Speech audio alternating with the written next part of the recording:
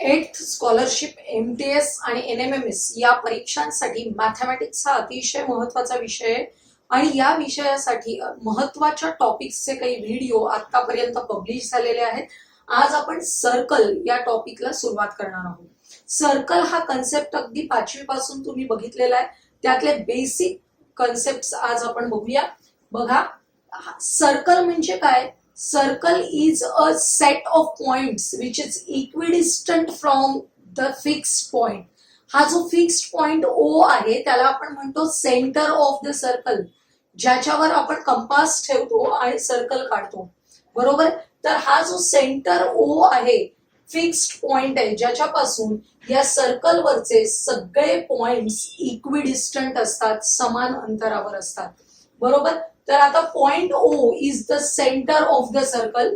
Segment OA, ही जी segment OA दिसतेय याला आपण म्हणतो radius of the circle. Radius म्हणजे काय? Segment joining the centre and any point on the circle is known as radius of the circle. मग फक्त OAच रेडियस आहे का? नाही. इथे जर तुम्ही बघितलं तर OC आणि OD या सुद्धा रेडियस आहेत. त्यामुळे OC आणि OD या सुद्धा रेडियस म्हणूनच आपल्याला घ्यायचे. आता बघा, सेगमेंट MN कसा तयार झालेला आहे? Segment joining any two points on the circle. M आणि N या दोन पॉइंट्सना जॉईन करणारा सेगमेंट आहे segment MN, which is called as the chord of the circle. मग अशीच कोणती कॉर्ड आहे? Chord CD. लक्षात येत आहे? C आणि D या दोन पॉइंट्सना जॉईन करणारा सेगमेंट. त्यामुळे कॉर्ड्स कोणते आहेत विचारलं तर तुम्हाला दोन लिहिता येतील. Segment MN and segment CD are the chords of the circle. पण CD ही स्पेशल कॉर्ड आहे which is passing through the centre of the circle. आणि अशी जी कॉर्ड असते, chord passing through the centre of the circle is known as diameter of the circle. त्यामुळे CD ला आपण डायमीटर असं म्हणतो. आणि diameter is the longest chord of the circle. परीक्षेला बऱ्याच वेळा येतं radius of the circle is 5 centimetre, then write the length of the longest chord of the circle. Longest chord of the circle म्हणजेच काय? Diameter. Diameter is the longest cord.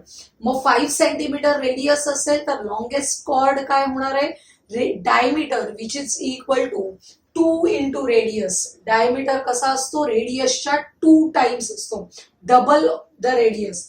त्यामुळे 2 into 5 is equal to 10 centimetre. हे लक्षात घ्या. अतिशय basic असे छोटे छोटे क्वेश्चन्स आपल्याला याच्यावर बेस येऊ शकतात. आता सर्कल मधल्या पुढच्या काही महत्वाच्या कन्सेप्ट आपल्याला बघायचे. याच्यामध्ये कॉर्ड AB काढलेला आहे, तुम्हाला दिसतोय. हा जो कॉर्ड AB काढलेला आहे याच्यामुळे सर्कलचं जे रिजन आहे त्याचे दोन पार्ट्स झाले. हा हे वरचा पार्ट आणि हा खालचा पार्ट. यातला मी हा खालचा पार्ट थोडासा शेडेड करते म्हणजे तुमच्या लक्षात येईल. हा पार्ट एक आहे आणि हा पार्ट. जो लहान पार्ट आहे त्याला आपण म्हणतो मायनर सेगमेंट आणि हा जो मोठा पार्ट आहे त्याला आपण म्हणतो मेजर सेगमेंट. लक्षात येते? हे सेगमेंट्स कशामुळे तयार झाले? कॉर्ड ऑफ द सर्कलमुळे. AB is the chord of the circle which divides the circle region into two parts. AXB is the minor segment and AYB is the major segment.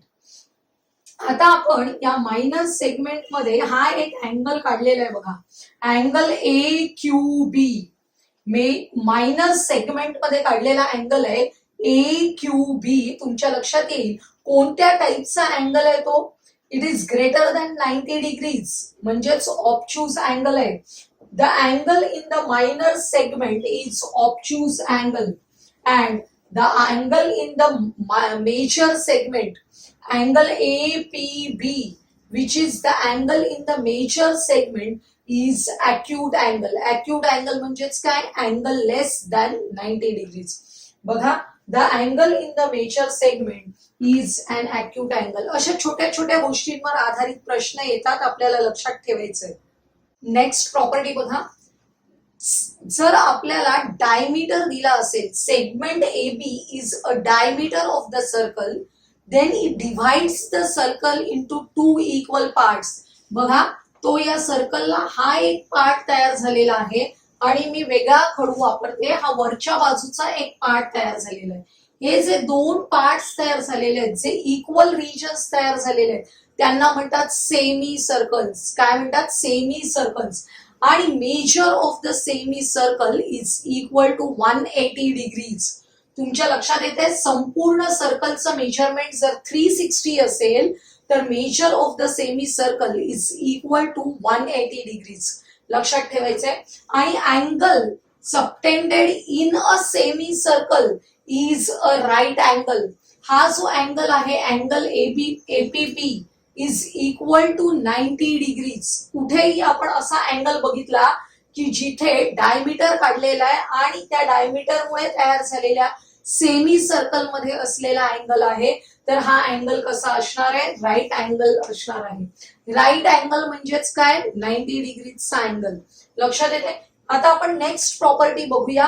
हा अशा प्रकारचा जो अँगल असतो बघा, अँगल एपीबी काढलेला आहे मी. या एपीबीचा एक जो व्हर्टेक्स आहे तो सर्कलवर आहे आणि त्याच्या ज्या साइड्स आहेत त्या सर्कलला ए आणि बी मध्ये इंटरसेक्ट करतायत. अशा वेळी हा जो अँगल आहे या अँगलचं मेजरमेंट हे हा जो सेंट्रल अँगल दिसतोय, मी वेगळ्या खडूने काढते, हा सेंट्रल अँगल आहे, या सेंट्रल अँगलच्या हाफ असतं.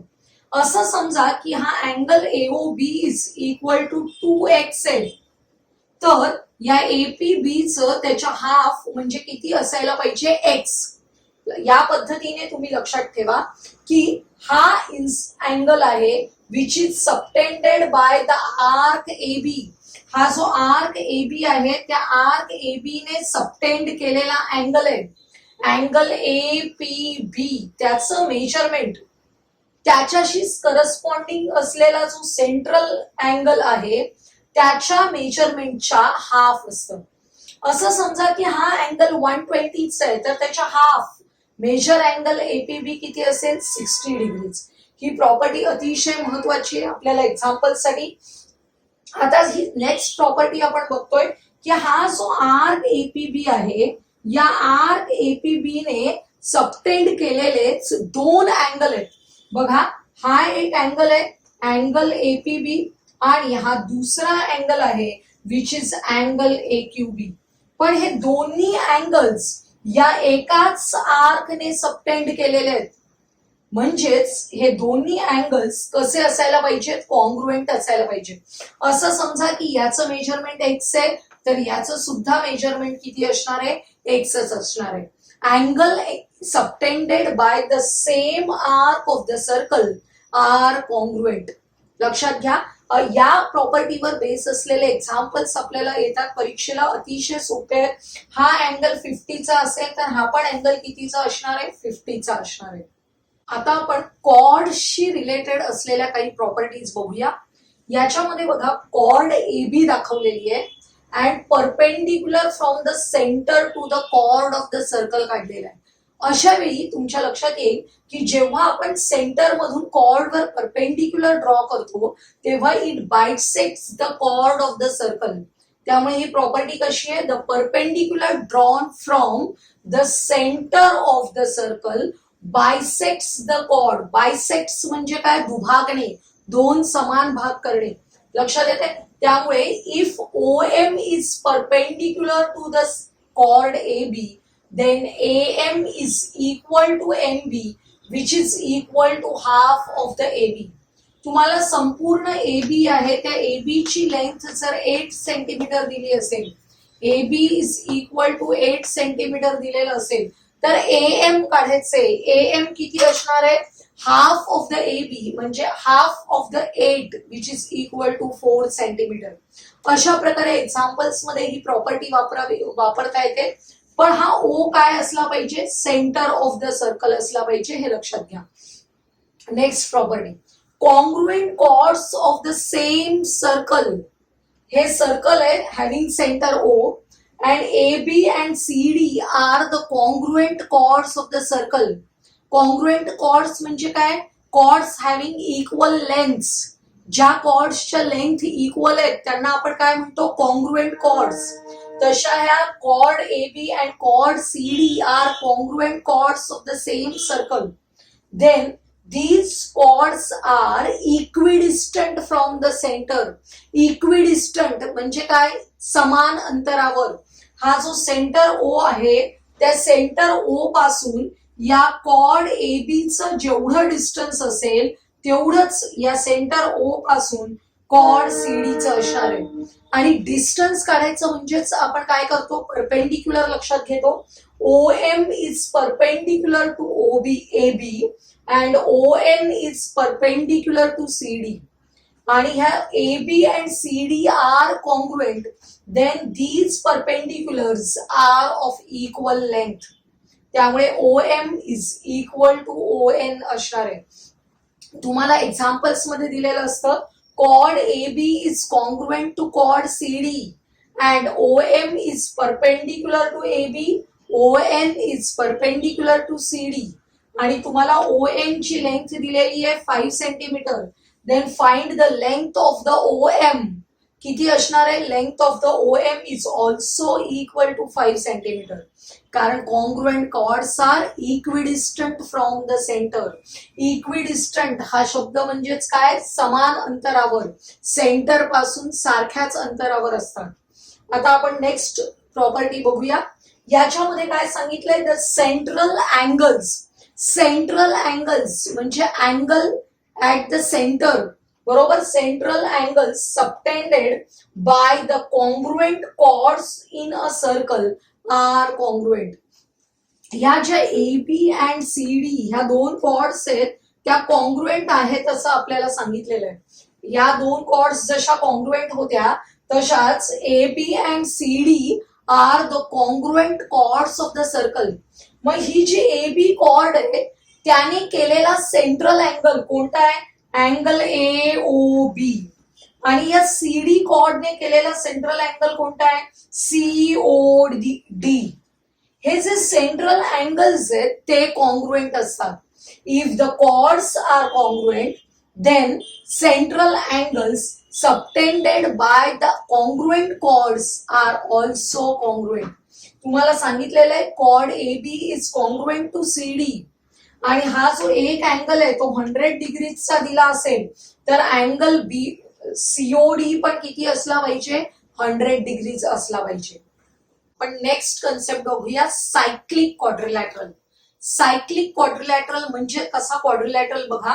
If all the vertices of a quadrilateral lie on a circle then it is called a cyclic quadrilateral.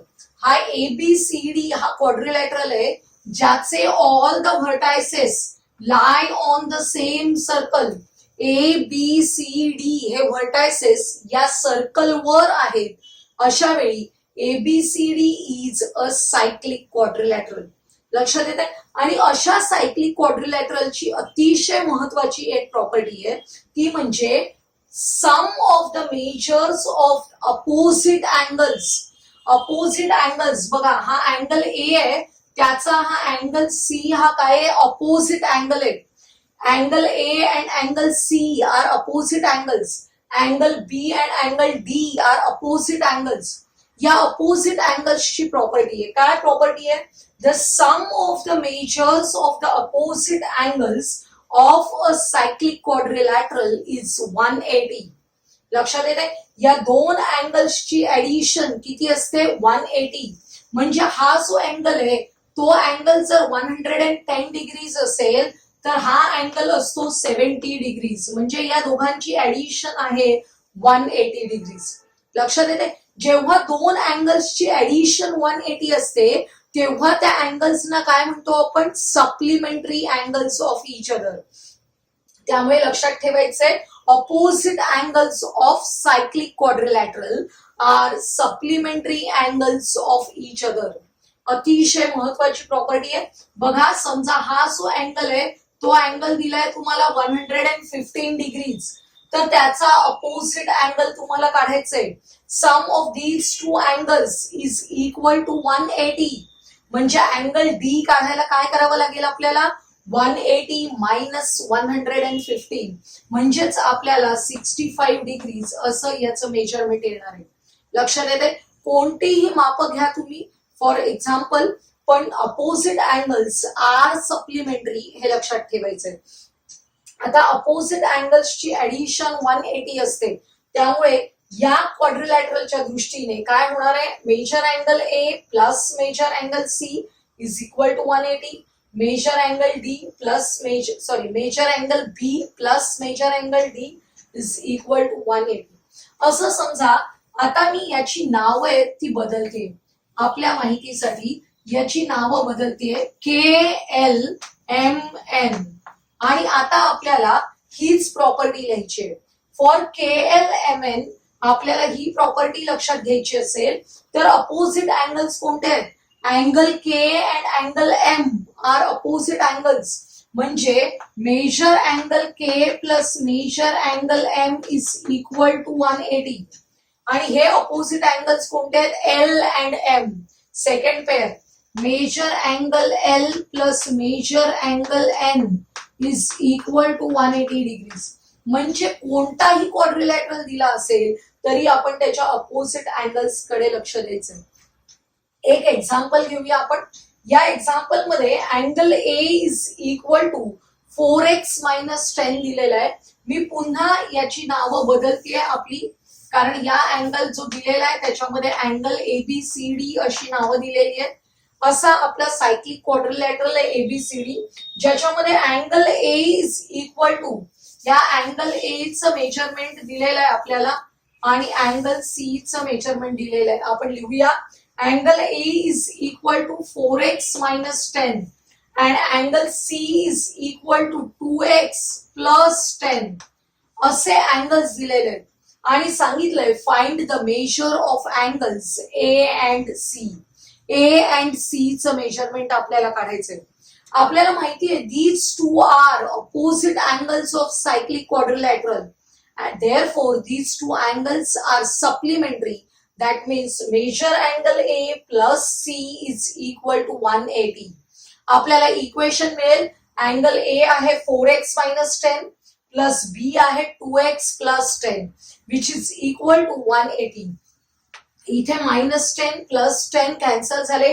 4x plus 2x is equal to 6x. 6x is equal to 110. x ची value आपल्याला काढायची आहे. x ची value काय झाली? 6x is equal to 180. x ची value होणार आहे 180 divided by 6 which is equal to 30. ही x ची व्हॅल्यू आली. त्याच्यावरून अँगल A काढायचे. अँगल A चं मेजरमेंट दिलं होतं 4x मायनस 10. 4x मायनस 10 मध्ये x च्या ठिकाणी 30 सबस्टिट्यूट करायचे. 4 इंटू 30 मायनस 10. 4 इंटू 30 झाले 120 minus 10 which is equal to 110. हा जो अँगल आहे तो जर 110 असेल तर त्याचा opposite angle which is supplementary किती असणार आहे? 70 डिग्रीज. कसा काढायचा? 180 मायनस 110 इक्वल टू 70 डिग्रीज. आजच्या या व्हिडिओमध्ये आपण सर्कलशी रिलेटेड अतिशय महत्वाच्या प्रॉपर्टीज बघितल्या आणि फक्त सायक्लिक क्वाड्रिलॅटरलचं एक्झाम्पल बघितलेलं आहे. इतर सर्व प्रॉपर्टीजवर बेस्ड असलेले एक्झाम्पल्स आपण पुढील व्हिडिओमध्ये पाहणार आहोत. आजचा हा व्हिडिओ तुम्हाला आवडला असेल तर लाईक करा, तुमच्या मित्रमैत्रिणींना शेअर करा आणि पुढील महत्वाचे व्हिडिओज पाहण्यासाठी आपल्या चॅनलला सबस्क्राईब करायला विसरू नका.